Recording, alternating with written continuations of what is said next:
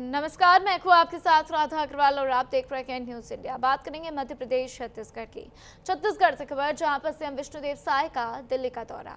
शाम 5:40 पर रायपुर से रवाना होंगे। दिल्ली में पीएम मोदी से मुलाकात संभव बताई जा रही है। तो बीजेपी के राष्ट्रीय अध्यक्ष नितिन नवीन से भी मुलाकात करेंगे। तो देखिए, छत्तीसगढ़ के मुख्यमंत्री विष्णुदेव साय दिल्ली दौरे पर रहेंगे। निर्धारित कार्यक्रम के अनुसार सीएम 5:40 पर रायपुर से दिल्ली के लिए रवाना होंगे।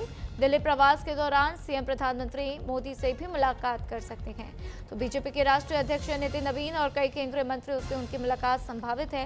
दौरे के दौरान राज्य से जुड़े विभिन्न मुद्दों पर अहम चर्चा होने की उम्मीद भी बताई जा रही है। तो देखिए, अब से कुछ ही मिनट में सीएम साय दिल्ली दौरे पर रायपुर से रवाना होते हुए नजर आएंगे और उसके बाद दिल्ली पहुंचकर बड़े नेताओं से मुलाकात की उनकी तस्वीरें सामने आ सकती हैं। तो ऐसे में बस्तर के विकास को लेकर भी उनसे वार्ता हो सकती है। अन्य कई प्रमुख मुद्दे जिनको लेकर उनसे वार्ता होती हुई नजर आएगी। साथ ही बीजेपी के राष्ट्रीय अध्यक्ष नितिन नवीन से भी मुलाकात की तस्वीरें सामने आ सकती हैं।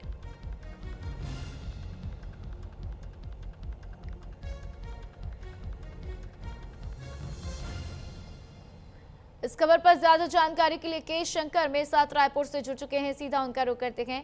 के शंकर, क्या कुछ तस्वीरें खास नजर आने वाली, कितना वक्त और लगेगा जब सीएम साय रायपुर से दिल्ली के लिए रवाना होंगे? देखिए, बताना चाहूंगा अब से कुछ ही देर बाद जो की बात की जाए तो जो प्रदेश के मुखिया दिल्ली रवाना होंगे, क्योंकि जिस तरीके से जो उनका प्रोटोकॉल के तहत जो कार्यक्रम तय है 5:44 को गए विमान स्थल से जो की बात की जाए तो दिल्ली रवाना होंगे। ऐसे में यह दौरा कई अहम मुद्दों को लेकर के अहम माना जा रहा है, क्योंकि केंद्रीय नेतृत्व से लेकर के प्रदेश के प्रधानमंत्री मोदी जी से भी मुलाकात संभवतः बताई जा रही है। क्योंकि जिस तरीके से प्रदेश के मुखिया छत्तीसगढ़ को लेकर के केंद्रीय नेतृत्व से मिलते हुए नजर आएंगे, चूंकि आगामी बजट को लेकर के साथ ही साथ जो प्रोजेक्ट होंगे वो प्रोजेक्ट के साथ ही साथ जो विकसित छत्तीसगढ़ की जो प्रगति जो की बात की जाए तो तमाम प्रोजेक्ट को लेकर के जो केंद्रीय नेतृत्व से मिलते हुए नजर आएंगे। और साथ ही साथ जो कि राष्ट्रीय अध्यक्ष नितिन नवीन से भी मिलेंगे, क्योंकि राष्ट्रीय संगठन का जो विस्तार हो चुका था जिसमें छत्तीसगढ़ के 2 नाम शामिल किए गए हैं, उसके बाद यह संभवतः पहला दौरा माना जा रहा है। क्योंकि जिस तरीके से राष्ट्रीय कार्यकारिणी की जो सदस्य की घोषणा होने के बाद जो की बात की जाए तो यह प्रदेश के मुखिया का यह दौरा कई अहम मामलों में चूंकि अहम माना जाएगा। और साथ ही साथ अगर बात की जाए तो प्रदेश के में जो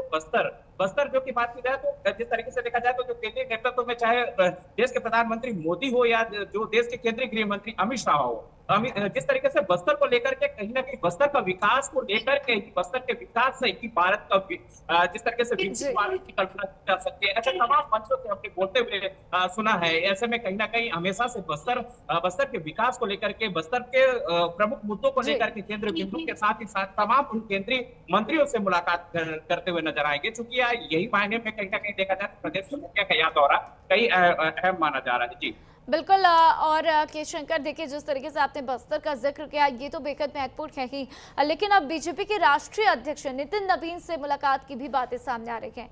उनके साथ मुलाकात के क्या कुछ मायने समझे जाएं?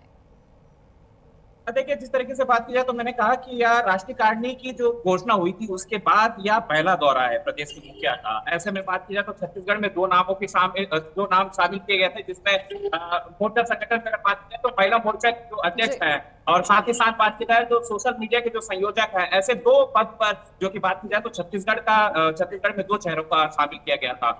और वही राष्ट्रीय अध्यक्ष अगर बात की जाए तो कार्यकारिणी को साथ ही साथ जो की बीजेपी पे जो आगामी रणनीति को लेकर के, क्योंकि 2028 की बात की जाए तो बीजेपी ग्राउंड लेवल पर अभी से ही तैयारियां शुरू कर दी है। ऐसे में बात की जाए तो तमाम उन विषयों पर और तमाम जो कि राजनीतिक चर्चा को लेकर के देखा जाए तो जो रणनीति है और साथ ही साथ बीजेपी के अंदर जिस तरीके से जो और ऐसे में देखिए, बीजेपी के राष्ट्रीय अध्यक्ष नितिन नवीन ने जो है वहां पर चुनावों में भी महत्वपूर्ण भूमिका निभाई थी और ऐसे में उनसे मुलाकात इसलिए भी महत्वपूर्ण मानी जा रही है। आप हमारे साथ आगे भी बने रहिए।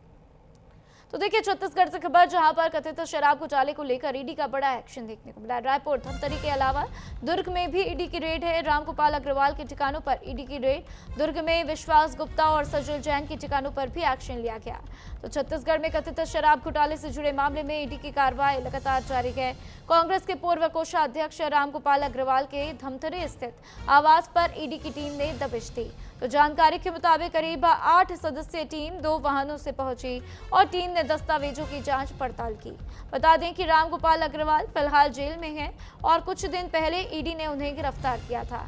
तो रायपुर धमतरी के अलावा दुर्ग में रिद्धि सिद्धि बिल्डर्स के ठिकानों पर भी कार्रवाई देखने को मिली है। तो दुर्ग में बिल्डर सजल जैन, विश्वास गुप्ता के घर पर ईडी का एक्शन देखने को मिला है। तो शराब घोटाले मामले में ईडी का ये बड़ा एक्शन होता हुआ, जिसमें ईडी ने कई ठिकानों पर कार्रवाई की है। तो दो तस्वीरें आप देख रहे हैं, धमतरी की तस्वीर जहां पर ईडी ने कार्रवाई की और दूसरी तरफ दुर्ग में भी ईडी की तरफ से कार्रवाई की गई है। तो ये दोनों तस्वीर आपको दिखाते हुए कांग्रेस के पूर्व कोषाध्यक्ष रामगोपाल अग्रवाल के ठिकानों पर ईडी ने रेड मारी है और ये दोनों ही तस्वीरें आप देख रहे हैं जहां पर ईडी के अधिकारियों की गाड़ियां घर के बाहर खड़ी नजर आए और उनके घर पर ईडी की तरफ से तफ्तीश छापेमार कार्रवाई जारी है। के शंकर मेरे साथ लगातार बने हुए हैं, सीधा उनका रुख करते हैं। के शंकर, ये जो इस मामले में शराब घोटाले मामले में इनके घर पर रेड मारी गई, ईडी ने दुर्ग धमतरी के अलावा और कहां किन किन ठिकानों पर रेड मारी गई?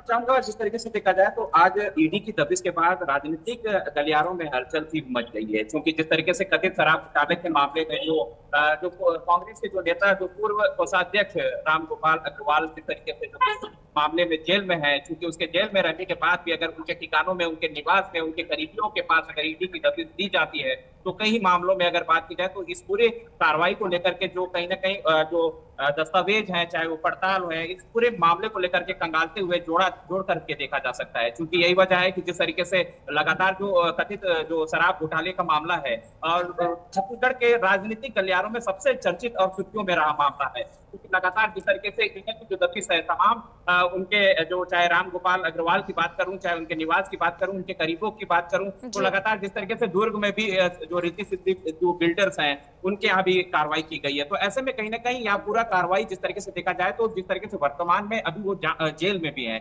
उसके बाद भी अगर इस तरीके की कार्रवाई जारी है तो आने वाला वक्त ही बताएगा, क्योंकि आप पूरा जांच अभी तक के ईडी, हालांकि इसमें स्पष्ट तौर पर पूरी तरीके से आधिकारिक तौर पर प्रेस को किसी को इस पूरे मामले को लेकर के तथ्य तो सामने नहीं लाया है, लेकिन देखने वाली बात होगी कि इस पूरे कार्रवाई में अब तक के क्या कुछ कार्रवाई की गई है, क्या कुछ सामग्री या क्या कुछ दस्तावेज बरामद हुए, ये देखने वाली बात होगी। जी बिल्कुल। के शंकर, आपसे ये भी जानना चाहेंगे कि क्या भूपेश बघेल ने इसके ऊपर कोई प्रतिक्रिया दी या फिर कांग्रेस के अन्य किसी बड़े नेता ने इसके ऊपर कोई प्रतिक्रिया दी है?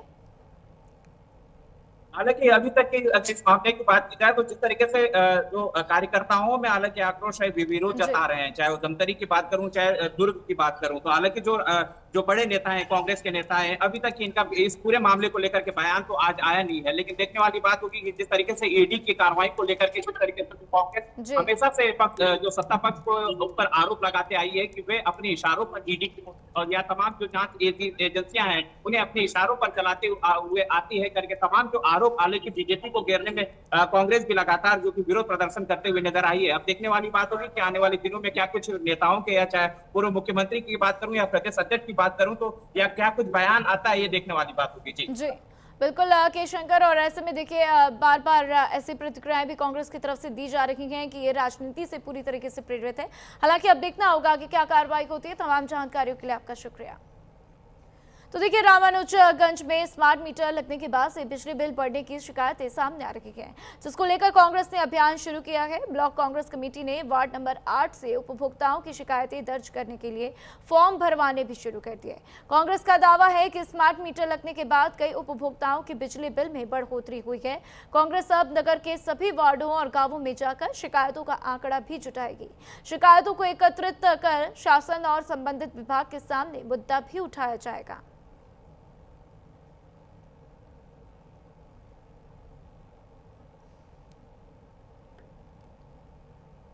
आज जैसे पूरे प्रदेश में कांग्रेस पार्टी के द्वारा एक अभियान के माध्यम से आज पूरे गांव में, हर वार्ड में, हर शहर में हम लोगों ने एक अभियान का शुभारंभ किया है। इस अभियान का मुख्य उद्देश्य है कि पहले जो बिजली मीटर कांग्रेस के समय में लगा हुआ था, उस समय उपभोक्ताओं को कम रेट आता था बिजली का प्रति माह, लेकिन जब से स्मार्ट मीटर लगा है, अगर पिछले माह में पहले के मीटर में अगर उनका 1000 रुपया आता था, तो अभी जो स्मार्ट मीटर लग गया उसके बाद उनकी बिल तिगुना बढ़ गई, 3000 रुपया मंथली हो गया है। तो कहीं ना कहीं सरकार 1000 रुपया महतारी बंधन में महिलाओं को खुश कर रही है, दूसरी तरफ तिगुना पैसा लेके बिजली बिल के माध्यम से वसूली भी कर रही है, तो जिसकी कांग्रेस सरकार के द्वारा पुरजोर विरोध किया जा रहा है। और हम कांग्रेस के लोग और आम जनता के माध्यम से जो पूर्व में 400 यूनिट तक बिजली फ्री थी, उसको भी लागू करने की हम मांग करते हैं। छोटा सा अपना दुकान और घर है। पहले हम लोग का बिल 1000-1200 रुपए बहुत ज्यादा हो गया था, 1200 रुपए तक जाता था। लेकिन अभी जब से स्मार्ट मीटर लगा है तो बिल का तो कुछ समझ में नहीं आता। वो अपने हिसाब से कभी 3000, कभी 3.5, कभी 4 भी जो है टच हो जा रहा है। समझ में नहीं आ रहा है करके इसको कंट्रोल कौन कर रहा है। और वहीं तेज रफ्तार अक्सर जान की दुश्मन बनती है। पेंड्रा में तेज रफ्तार का कहर देखने को मिला, जहां बाइक और ट्रैक्टर की टक्कर में 3 युवक घायल हो गए। हादसा बस्ती बागरा साप्ताहिक बाजार से घर लौटते वक्त हुआ। हादसे में 18 वर्षीय चंद्रहास मेश्राम की इलाज के दौरान मौत हो गई। तो वहीं हादसे में 2 युवक गंभीर रूप से घायल बताए जा रहे हैं। परिजनों ने 112 की मदद से घायलों को जिला अस्पताल पहुंचाया। तो वहीं इसी हादसे को लेकर पुलिस इस पूरे मामले में जांच में जुटी हुई है।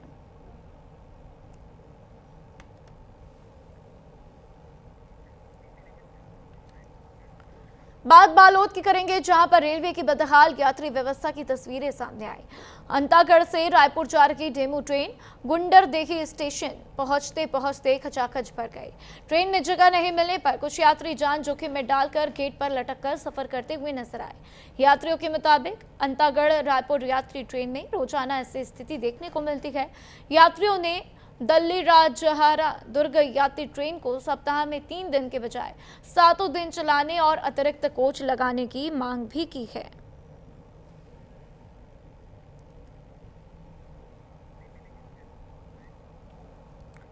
और वहीं बलरामपुर में कथित झोला छाप डॉक्टर के इलाज के बाद 3 साल के मासूम की मौत का मामला सामने आया। कहा जा रहा है कि बुखार के चलते परिजन बच्चों को एक डॉक्टर के पास इलाज के लिए ले गए, जहां इसे इंजेक्शन दिया गया और उसकी हालत और बिगड़ गई। आनंद फानंद में परिजन बच्चों को जिला अस्पताल लेकर पहुंचे, जहां डॉक्टरों ने उसे मृत घोषित कर दिया। मामला कोतवाली थाना क्षेत्र सरनाडीह का बताया जा रहा है।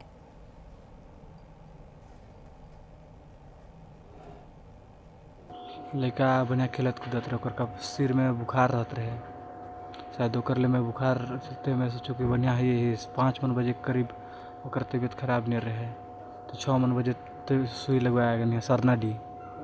ओकर बाद ओकर सरनाडीह सुई लागल के बाद 5-10 मिनट होए से पहले घर जाए से पहले ओकर लड़ धर होए लगल। घर पहुँचते ही ओकर इस पर डेथ हो गया। पूरे सरनाडीह का कल रात्रि में जो है सरनाडीह से एक सूचना आई है कि 3 वर्षीय बच्चों को एक अपंजीकृत चिकित्सा व्यवसायी है जो झोला छाप डॉक्टर के रूप में प्रैक्टिस करता है अवैध रूप से, उनके द्वारा जो है इंजेक्शन लगाने से बच्चे का तबीयत खराब हुआ और उसके बाद फिर उसकी मृत्यु हो गई। सूचना पर थाने में मर्ग कायम कर जांच कार्रवाई में लिया गया है। आज बच्चे का पीएम कराया जा रहा है। जो भी रिपोर्ट में आता है, तथ्य आता है, उसके आधार पर कड़ी कार्रवाई संबंधित के विरुद्ध की जाएगी। रायपुर के माना थाना क्षेत्र के नकटी गांव स्थित ब्लू वाटर में बड़ा हादसा हो गया। दोस्तों के साथ घूमने पहुंचा 24 वर्षीय युवक डूब गया। पानी में तैरकर दूसरी ओर जाने की कोशिश के दौरान 24 वर्षीय आदिल खान का पता नहीं चल सका। घटना का वीडियो भी सामने आया, जिसमें युवक को पानी में तैरते हुए देखा जा सकता है। गुरुवार सुबह से एसडीआरएफ की टीम युवक की तलाश में जुटी हुई है। कहा जा रहा कि वह 3 दोस्तों के साथ नकटी गांव के ब्लू वाटर पहुंचा था। इसी दौरान दोस्तों के बीच पानी में तैरकर एक छोर से दूसरे छोर तक जाने को लेकर शर्त लग गई थी।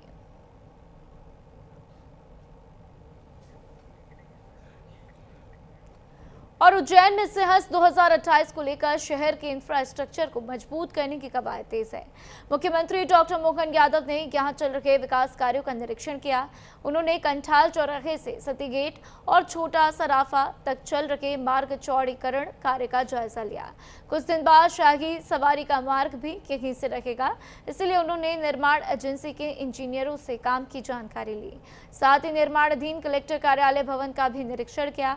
मुख्यमंत्री ने निर्माण कार्य की प्रगति और गुणवत्ता की जानकारी लेते हुए अधिकारियों को समय पर काम पूरा करने के निर्देश दिए। सीएम ने कहा कि इस कार्य में स्थानीय निवासियों एवं व्यापारियों ने स्वेच्छा से अपने निर्माण हटाकर सहयोग किया, तो ये उज्जैन के विकास के प्रति निष्ठा का भी प्रमाण है।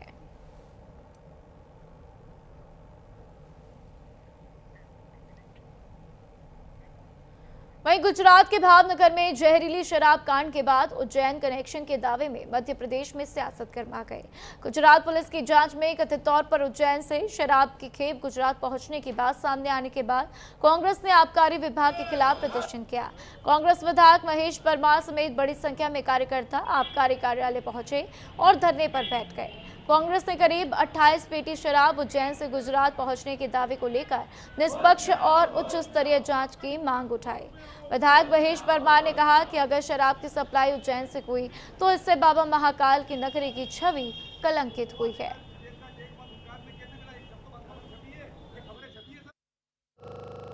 आज हम पूरे देश में हमारा शहर भगवान महाकाल की धार्मिक भगवान महाकाल के शहर कलंकित हुआ है। गुजरात में 28 शराब की पेटियां आबकारी विभाग की बेच लगी हुई, कौन सी दुकान की पेटियां जब्त कर दे। पूरा देश का इलेक्ट्रॉनिक मीडिया, प्रिंट मीडिया में उज्जैन का नाम आ रहा है। वो ड्राई डे प्रदेश है, वहाँ शराब बंदी है, तो शराब वहाँ कैसे पहुंची, इसकी जानकारी इनको देना चाहिए। 9 मौतें हुई है, 45 लोग गंभीर रूप से बीमार हैं और कहीं लोग और भी बीमार हो रहे हैं। तो कम से कम उज्जैन का ही नाम क्यों आया? हम सब जिम्मेदार लोग हैं। शहर कांग्रेस के अध्यक्ष मुकेश भाटी जी, हम कांग्रेस परिवार के साथ ही पूछना चाहते हैं आदरणीय मुख्यमंत्री जी से, क्या मुख्यमंत्री जी इसकी जांच होगी? वो 28 पेटियां कैसे पहुंची? वो जहरीली शराब तस्कर कौन है? उज्जैन हो या मध्य प्रदेश हो, पहले नकली घी, पनीर, जहरीली शराब, दूषित पानी से मौत हो जाती है, जहरीली दवाइयों से बच्चों की मौत हो जाती है। तो पूरा मध्य प्रदेश देश में मिलावटखोरी की राजधानी बन चुका है। जी, उस प्रकरण की हम लोग इन्वेस्टिगेशन करेंगे और जो भी तथ्य सामने आते हैं उसके आधार पर कार्रवाई की जाएगी और देखा जाएगा कि उज्जैन का नाम किस तरह से जोड़ा जा रहा है। प्राथमिक दृष्टया ये प्रतीत है कि वो भावनगर में निर्मित हुई थी और भावनगर में बिक्री हुई थी। उज्जैन से इसका कोई लेना देना नहीं है, किंतु यदि उज्जैन से किसी प्रकार का कोई संबंध निकलता है तो हम इसके ऊपर सख्त से सख्त वैधानिक कार्रवाई करेंगे। और वहीं धार के टांडा क्षेत्र में नल जल योजना का लाभ नहीं मिलने का मामला सामने आया। डोबनी गांव में ग्रामीणों का आरोप है कि पीएचई विभाग की लापरवाही के कारण उन्हें गर्मी की नहीं, बारिश में भी पीने के पानी के लिए परेशानियों का सामना करना पड़ा। ग्रामीणों का दावा है कि वे गंदा पानी पीने को मजबूर हैं, जिसके चलते उनके स्वास्थ्य को लेकर भी चिंताएं बनी हैं। ग्रामीणों ने पीएचई अधिकारियों पर गाँव की समस्या की अनदेखी करने का आरोप लगाया। ग्रामीणों ने चेतावनी दी कि अगर जल्द ही पानी की व्यवस्था नहीं हुई तो धार पहुंचकर कलेक्टर कार्यालय का घेराव भी किया जाएगा।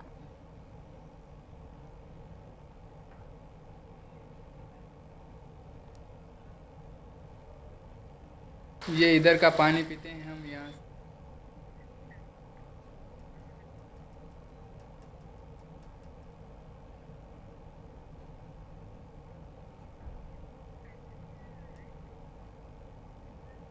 वहीं धार इंदौर सीमा से गुजरने वाली चंबल नदी में प्रदूषण का गंभीर मामला सामने आया। आरोप है कि पीतमपुर के सेक्टर 3 की कुछ औद्योगिक इकाइयां बारिश के दौरान कथित रूप से प्रदूषित पानी नालों के जरिए नदी में छोड़ रही हैं और जिसके चलते नदी का पानी प्रदूषित हो रहा है। नदी का पानी काला और गहरे हरे रंग का होने के साथ ही जलीय जीवों, मछलियों के मरने का दावा भी किया जा रहा। तो वहीं धार कलेक्टर ने मामले की गंभीरता को देखते हुए जल्द ही जाँच टीम गठित करने का आश्वासन भी दिया है। ये जानकारी आपने संज्ञान में लाई है और इसमें जो तथ्य जो आप देंगे उसके हिसाब से फिर इसमें जो है एक दल गठन करके इसमें आगे जिसमें जांच होगी। जांच में अगर किसी विशेष स्थान और उसके संदर्भ में कोई जो है स्रोत का पता चलता है तो उस पर हम जो है जो नियत प्रावधानों के अंतर्गत उसमें कार्रवाई करेंगे। एक बार आपने अभी जो जानकारी दी है, जैसा कि आपने बताया है कि ये जो विजुअल्स आप बता रहे हैं इसमें बेसिकली एक बार आप रिफ्लेक्ट देंगे तो वहाँ की वस्तुस्थिति की जो जानकारी के उपरांत ही वहाँ क्या स्थितियाँ हैं, क्या उसमें जो है किस तरीके के कंटेमिनेंट्स हैं, उसके बेसिस पे फिर आगे की। और वहीं शहडोल के बुढ़ार में भाटिया ग्राम पंचायत के डोंगरी टोला में बारिश के बाद सड़क की बदहाली से ग्रामीण परेशान है। कच्चा रास्ता बारिश में कीचड़ और पानी से भर जाता है, जिससे स्कूली बच्चों को मुश्किलों के बीच स्कूल जाना पड़ता है। मरीजों, बुजुर्गों और गर्भवती महिलाओं को भी इसी रास्ते से आने जाने में परेशानी का सामना करना पड़ता है। ग्रामीणों का दावा है कि सड़क निर्माण के लिए कई बार अधिकारियों से गुहार लगा चुके हैं और चुनाव बहिष्कार भी कर चुके हैं, लेकिन प्रशासन मामले को लेकर ज्ञान ही नहीं लेता। रायसेन में ग्राम छिंद की एकीकृत शासकीय माध्यमिक शाला में स्कूल प्रबंधन की लापरवाही का मामला सामने आया। बारिश और नाली के पानी की निकासी नहीं होने से स्कूल परिसर में जलभराव हो जाता है, जिससे बच्चों को पानी के बीच से गुजरना पड़ता है। जर्जर स्कूल भवन की छत भी टपक रही है और बच्चे टपकती छत के नीचे पड़ने को मजबूर हैं। ग्रामीणों ने स्कूल प्रबंधन पर मेंटेनेंस में लापरवाही, कथित भ्रष्टाचार के आरोप लगाए। शिकायत के बाद महिला सरपंच ने शाला प्रभारी को नोटिस जारी किया, जबकि एसडीएम अंकित जैन ने जांच के निर्देश दिए।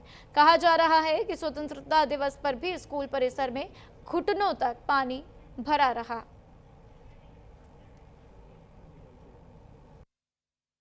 कारण वजह ये है कि जो स्कूल में पानी भरा उसका कारण ये है कि जो शौचालय आया हुआ था तो शौचालय को ने नाली पे रख दिया, तो नाली पे जब रख दिया तो नाली चौक हो गई। चौक की वजह से पूरा पानी स्कूल के अंडर ग्राउंड में जो जमा हो गया। तो जब इन्होंने झंडा फहराया तो उस झंडे में नहीं फहरा सके बच्चे, क्योंकि छोटी छोटी बच्ची है। हमारे बच्चे देश का, हमारे बच्चे जो भविष्य बनाने आ रहे हैं, जो स्कूल का भविष्य ही खराब पड़ा है, तो बच्चों का क्या भविष्य बनेगा। तो हम सरकार तो सभी से निवेदन करते हैं कि इस स्कूल को देखरेख की जाए, उसकी जो मरम्मत की जाए, उसमें जो कुछ गड़बड़ है उसकी जांच की जाए कि यहाँ शौचालय की अभी सुना हमने, पता चला पक्की नहीं बता रहे, लेकिन पता चला है कि इसके 2 लाख रुपए निकले थे। जैसे ही ये विषय संज्ञान में आया, तत्काल शिक्षा विभाग के अधिकारियों को निर्देशित किया है कि वो स्वयं मौके पर पहुँचे और उस पूरे विषय की जाँच करें कि आखिर ये ऐसी स्थिति कैसे बनी है, और इस स्थिति के निराकरण के लिए शीघ्र ही एक कार्य योजना तैयार की जा रही है, ताकि जो हमारे बच्चे हैं उनको ऐसी स्थिति का सामना करना ना पड़े और एक अच्छी स्थिति में हम स्कूल का संचालन करवा सकें। और फिलहाल बुलेटिन में इतना ही। खबरों का सिलसिला लगातार जारी है, देखते रहिए न्यूज़ इंडिया।